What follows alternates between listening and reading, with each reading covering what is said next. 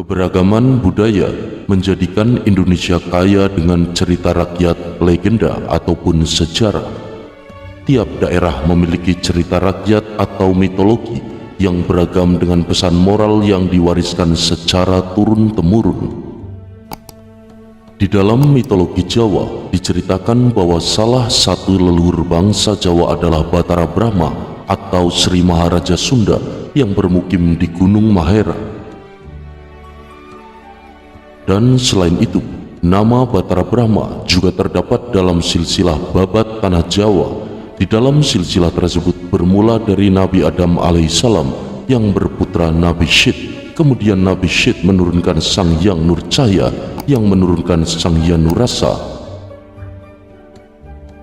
Lalu dari Sang Hyang Nurrasa kemudian menurunkan Sang Hyang Wenang yang menurunkan Sang Hyang Tunggal, dan Sang Hyang Tunggal kemudian menurunkan Batara Guru yang menurunkan Batara Brahma.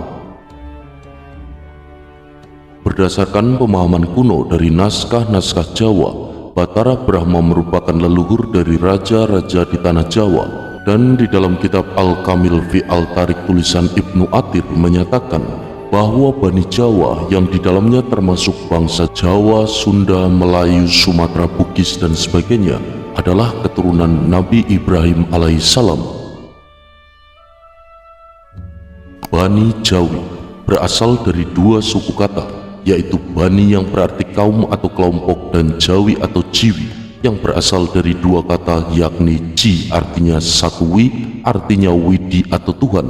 Maka makna dari Bani Jawi adalah kaum yang meyakini adanya satu Tuhan. Bani Jawi sebagai keturunan Nabi Ibrahim semakin nyata ketika baru-baru ini penelitian dari seorang profesor dari Universitas Kebangsaan Malaysia diperoleh data bahwa di dalam DNA Melayu terdapat 27% varian Mediterranean yang merupakan DNA bangsa-bangsa Eurosematik. Varian Mediterranean sendiri terdapat juga di DNA keturunan Nabi Ibrahim yang lain seperti pada bangsa Arab dan Bani Israel. Dan sekilas dari beberapa pernyataan tersebut, sepertinya terdapat perbedaan yang sangat mendasar. Akan tetapi, setelah melalui penelusuran yang mendalam diperoleh fakta bahwa Brahma yang terdapat dalam mitologi Jawa identik dengan Nabi Ibrahim.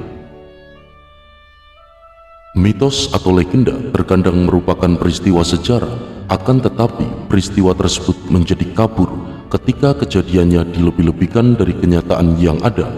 Mitos Brahma sebagai leluhur di Nusantara boleh jadi merupakan peristiwa sejarah, yakni mengenai kedatangan Nabi Ibrahim untuk berdakwah, di mana beliau kemudian beristri Siti Kanturah atau Keturah yang kelak akan menjadi leluhur Bani Jawi.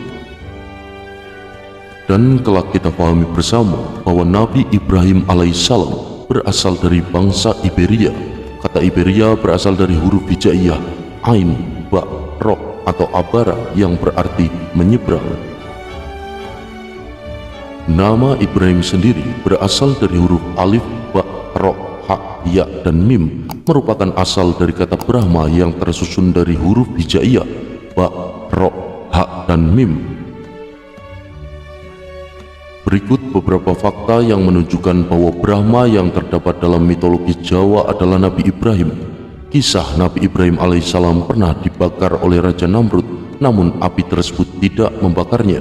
Dan sementara dalam mitologi Jawa, Batara Brahma disebut juga Sang Hyang Brahma. Brahma yang berarti api. Nabi Ibrahim memiliki istri bernama Sarah, sementara Brahma juga memiliki pasangan bernama Saraswati. Dikisahkan pula bahwa Nabi Ibrahim hampir mengorbankan anak sulungnya yang bernama Ismail, sementara Brahma terhadap anak sulungnya yang Atarva. Dan selain daripada itu, dalam mitologi Jawa, Brahma adalah perlambang monoteisme, yaitu keyakinan kepada Tuhan yang Maha Esa, sementara Nabi Ibrahim adalah Rasul yang mengajarkan keesaan Allah Subhanahu wa Ta'ala. Ajaran monoteisme di dalam kitab Weda pada mulanya berasal dari Brahma. Jadi makna awal dari Brahma bukanlah pencipta melainkan pembawa ajaran dari Yang Maha Pencipta. Nabi Ibrahim mendirikan Baitullah di Mekah, sementara Brahma membangun rumah Tuhan agar Tuhan diingat di sana. bahkan secara rinci kitab Weda menceritakan mengenai bangunan tersebut. Tempat kediaman malaikat ini mempunyai 8 putaran dan 9 pintu. Atharva Veda 10.2.31. Kitab Weda memberikan sebenarnya tentang Ka'bah yang didirikan oleh Nabi Ibrahim. Makna 8 putaran adalah 8 garis alam yang mengelilingi wilayah Mekah, di antara perbukitan yaitu Jabal Khalij, Jabal Kaikan, Jabal Hindi, Jabal Lala, Jabal Kada, Jabal Hadida, Jabal Abi Kabes, dan Jabal Umar.